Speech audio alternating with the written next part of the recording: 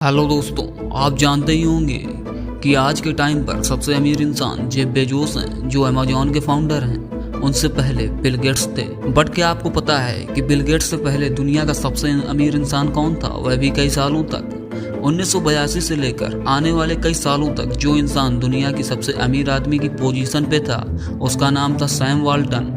1992 में जब Sam Walton की डेथ हुई, उसके बाद ही बिल गेट्स दुनिया के सबसे बड़े अमीर इंसान बने। अब सैम वाल्टन इतने अमीर थे कि उन्होंने एक ऐसी कंपनी बनाई जिसका नाम है वॉलमार्ट, जिसने रिटेलिंग इंडस्ट्री को पूरी तरह से चेंज ही कर दिया। वॉलमार्ट आज भी दुनिया की सबसे ज़्यादा रेवेन्यू जनरेट करने वाली कंपनी बन गई है, मतलब नंबर 1 पे, जिसने 2017 में $486 बिलियन का रेवेन्यू जनरेट किया था, जबकि एप्पल ने $255 बिलियन का।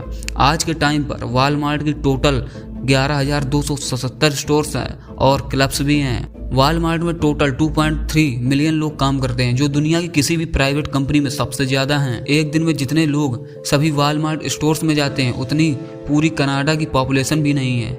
जेफ बेजोस ने बहुत बिजनेस रिलेटेड बातें सैम वाल्टन से ही सीखी थी, उनकी बुक मेड इन अमेरिका से, जिसकी वजह से ही वह सैम वाल्टन की तरह दुनिया की सबसे रिचेस्ट इंसान बन पाए। आज मैं सैम वाल्टन की मेड इन अमेरिका बुक और सैम वाल्टन की केस स्टडी आप लोगों को बताऊं, तो वीडियो को लास्ट तक जरूर देखें। 1985 में फॉर्ब्स ने सैम वाल्टन को दुनिया का रिचेस्ट मैन का टाइटल दिया। तब सभी मीडिया वाले परेशान थे, यह सैम वाल्टन कौन है, कभी नाम तो नहीं सुना, कभी देखा भी नहीं। सब यही सोच रहे थे कि आखिर यह आदमी है कौन। इसलिए कई रिपोर्टर्स बेंटन वाइल पहुंच गए, जहां सैम वाल्टन रहते थे, इसी उम्मीद के साथ कि वह दुनिया का सबसे अमीर इंसान को पैसों के पूल में नहाते हुए देखेंगे, सिगरेट जलाते हुए देखेंगे।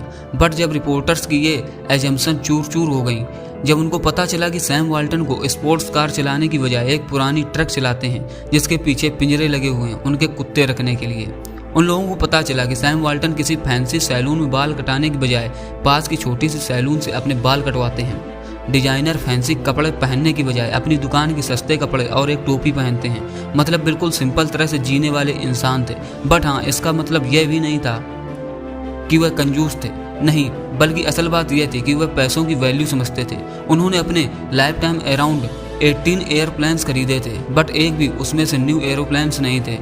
एरोप्लेन उन्होंने शो ऑफ के लिए नहीं खरीदे थे, बल्कि उन्होंने वह टाइम बचाने के लिए खरीदे थे। क्योंकि देखो, सैम वाल्टन एक नॉर्मल घर से बिलोंग करते थे। उनके डैड एक मेहनती इंसान थे और उनकी माँ भी। वो सब हमेशा पैसों की इज्जत बहुत करते थे, क्योंकि जब सैम वाल्टन बड़े हो रहे थे तभी बहुत बड़ा रिसेशन चल रहा था, पैसों की प्रॉब्लम बहुत हो रही थी। उनकी माँ बाप पैसे संभाल के खर्चा करते थे और यही सेम चीज़ सैम वाल्टन ने भी सीख ली थी। जहाँ बच्चों का काम करना पाप समझा जाता था, वहीं सैम वाल्टन बचपन से घर के एक कंट्रीब्यूटर थे, ना कि एक टैकर। मतलब वह बचपन से ही पैसे कमाना सीख लिए थे। वो कभी न्यूज़पेपर, कभी मैगजीन्स घर घर जाकर बांटते थे। वह काफ़ी मेहनत से पैसा कमाते थे बचपन से ही, इसलिए उन्हें पैसों की इज्जत और भी ज़्यादा हो गई थी। सैम वाल्टन चाहते तो एक राजा की तरह लाइफ जी सकते थे, एक बड़ी जहाज या आइसलैंड खरीद सकते थे, मतलब बहुत कुछ। बट नहीं, वह एक सिंपल इंसान की लाइफ जीते थे। बिकॉज वे बोलते थे कि अगर मैं ज़्यादा खर्च करूंगा तो भी इनडायरेक्टली ऐसा ही होगा जैसे मैं अपने कस्टमर्स की जेब से पैसा खर्च कर रहा हूँ। ज़्यादातर बिजनेस बहुत सफल नहीं बन पाते हैं, क्योंकि उनके मालिक थोड़ी सक्सेस मिलने के बाद ही ज़्यादा पैसे लेने लगते हैं कंपनी की प्रॉफिट से, जिससे उनकी लाइफ तो ग्रो होने लगती है, बट कंपनी में फिर कम पैसे लग पाते हैं और उसकी ग्रोथ स्लो या फिर रुकी जाती है। जबकि सैम वाल्टन अपना मैक्सिमम प्रॉफिट अगेन अपने बिजनेस पर लगा देते थे, नई नई दुकान खोल के, इसलिए वे अपना एम्पायर खड़ा कर पाए। तो दोस्तों, सबसे पहला जो हमें उनसे सीखना चाहिए वो है वैल्यू ऑफ मेकिंग मनी। कई लोग बोलते हैं उनके पास बिजनेस करने के लिए पैसे नहीं है, जो सैम वाल्टन के पास भी नहीं थे। बट अगर आप उनकी तरह काम करके पैसे कमा के उसकी वैल्यू करना सीख जाओगे, तो धीरे धीरे आप भी सैम वाल्टन की बहुत बड़ा लाइफ में कर पाओगे। बचपन से सैम वाल्टन को उनकी मॉम ने यही सिखाया, बेटा जो भी करना हमेशा उसमें एकदम बेस्ट बनना, अपने आप के लिए जितने हाई हो सके उतने गोल सेट करना और हमेशा एम्बिशियस रहना। इसलिए सैम वाल्टन हमेशा बेस्ट बनने के लिए ही काम करते थे बचपन से ही। जैसे बचपन में वह मैगजीन, न्यूज़पेपर बेचते थे पैसे कमाने के लिए, तब उस मैगजीन सब्सक्रिप्शन बेचने का एक कंपटीशन हुआ था कि कौन एक दिन में सबसे ज़्यादा सब्सक्रिप्शन बेचेगा, जिसका प्राइस कुछ $10 था। अब आप सोच ही सकते हो कौन वो प्राइस जीता होगा।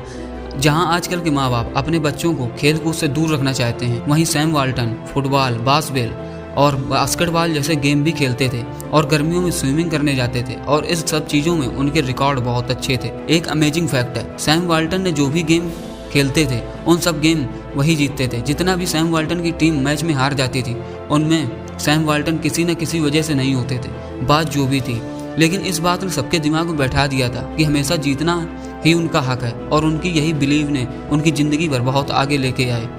एक बार 12 साल की एज में अपने साथ वाली बच्चों से चैलेंज लिया कि वह बॉय स्काउट ग्रुप में सबसे पहला ईगल बैज जीतेंगे। बस 13 साल की उम्र में ही वो यंगेस्ट ईगल बने अपने टाइम के।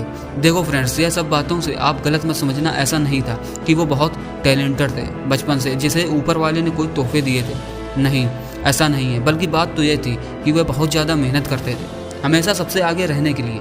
वह एक्शन लेने में बिलीव करते थे, इसलिए वह जो भी चीज़ों में जाते थे उसमें जीत ही मिलती थी। उनकी टीम फुटबॉल और बास्केटबॉल में स्टेट लेवल की चैंपियन थी। ईयरली वालमार्ट के पार्टनर बोलते हैं कि पैसा बहुत तरीके से सैम वाल्टन के लिए उतना इम्पोर्टेंट नहीं था, बल्कि जो चीज़ उन्हें हमेशा मोटिवेट करती थी वो चीज़ थी उसे हमेशा टॉप पे रहना, सबसे आगे। Number 2, competitive and best. जो भी करो उसमें बेस्ट बनो, कॉम्पिटिटिव रहकर। यह एटीट्यूड आपको सैम वाल्टन की तरह बहुत आगे लेकर जाएगा। सैम वाल्टन एक बहुत इन्फ्लुएंसिंग और मोटिवेटिंग इंसान थे जिन्हें लोग बहुत पसंद करते थे उनके हम्बल नेचर की वजह से। अब क्योंकि उन्हें हमेशा टॉप पर रहना पसंद था, इसलिए एक जब उनकी यूनिवर्सिटी में प्रेसिडेंट बनने के लिए कंपटीशन चालू हुआ तो उन्होंने उसमें पार्ट लिया, और यहाँ उन्होंने ग्रेट लीडरशिप का एक सिंपल सा सीक्रेट सीखा। सीक्रेट यह था कि कोई भी इंसान जो उनके पास आ रहा होता था वह उनसे पहले बात करते थे। वह जिन्हें जानते थे उनके नाम लेकर उनसे बात करते थे, और जिन्हें वह नहीं जानते थे उनसे भी बात करते थे अगर उनके आसपास से गुजर भी रहे होते तो। अब ऐसा लगातार करते रहने से हुआ यह कि सब लोग उन्हें जानने लगे और उन्हें अपना फ्रेंड्स मानने लगे, जिसका रिजल्ट वो प्रेसिडेंट इलेक्शन में दिखा कि वो जीत गए। एक आर्टिकल में लिखा गया था कि सैम वाल्टन उन रेयर लोगों में से जो साफ सफाई करने वाले लोगों से लेकर ऑर्गेनाइजेशन के सारे हेड्स तक सबको नाम से जानते थे और उनसे अच्छे से बात करते। और वही नेचर फिर कई सालों बाद उनकी दुकान में कई कस्टमर को भी लाता था। बिकॉज वह दुकान के अंदर से ही लोगों को ग्रीट करते थे जो बाहर से जा रहे होते थे। ऐसे ही नाम याद रखना, लोगों को इम्पोर्टेंट फील कराना, ये सब वह करते थे हमेशा से ही। इन सब से हमें पता चलता है कि उनकी पीपल स्किल अमेजिंग थी, और कई गेम्स खेलने की वजह से उन्हें टीम वर्क का इंपॉर्टेंस और पावर भी बहुत यंग एज में समझ आ गया था। इसलिए उन सब चीज़ों का उन्होंने वालमार्ट को ग्रेट बनाने में भी बहुत इस्तेमाल किया। अब बात करते हैं पॉइंट नंबर 3 की, people skill and team work. अपनी पीपल स्किल अच्छी करो और टीम वर्क का इंपॉर्टेंट समझो। How to win friends and influence people एक बहुत ही अच्छी बुक है जो आपकी पीपल स्किल को बहुत अच्छा करेगी। अब ऐसे ही कम्पिटिटिव और कॉन्फिडेंस नेचर के साथ अपनी खुद की फीस खुद भरते थे। उन्होंने अपनी पढ़ाई खत्म करी और फिर उन्होंने अपनी पहली जॉब करी एक जेसी पिने नाम की रिटेल स्टोर में। सैम वाल्टन की राइटिंग बहुत ही ज़्यादा जो स्टोर के मैनेजर तक समझ भी नहीं पाते थे, बट फिर भी वह उन्हें निकाल नहीं सकते थे। क्योंकि सैम वाल्टन एक बहुत ग्रेट सेल्समैन थे जो बहुत चीज़ें बेचते थे।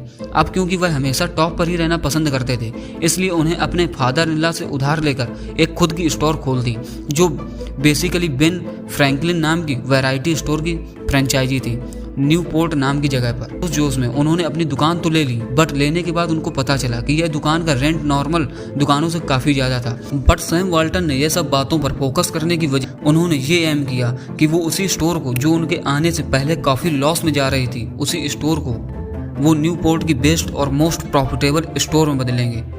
उनके आने से पहले स्टोर $75,000 का सामान बेचती थी हर साल, और उनके सामने जो कंपटीटर स्टोर $150,000 के ऊपर का सामान बेचती थी हर साल। अब उन्होंने क्या किया कि फिर वो खूब स्टडी करने लगे कि कैसे वो अपने कंपटीशन से आगे जा सकते हैं। उन्होंने हर एक रिडल पब्लिकेशन में आने वाली बुक्स को पढ़ डाला। वो एक प्रोग्राम में गए बेन फ्रैंकलिन के, जो ये सिखाता था कि स्टोर को कैसे हैंडल करना चाहिए, और सबसे मेन वो अपनी कंपटीटर के स्टोर में हो रही चीज़ों को भी बहुत गौर से स्टडी करते थे कि वो क्या कर रहा है, और फिर इन सब से सीख के वो सारी चीज़ें अपने स्टोर में अप्लाई करते थे, और वो बहुत सारे एक्सपेरिमेंट भी करते रहे जो और कोई नहीं कर रहा था।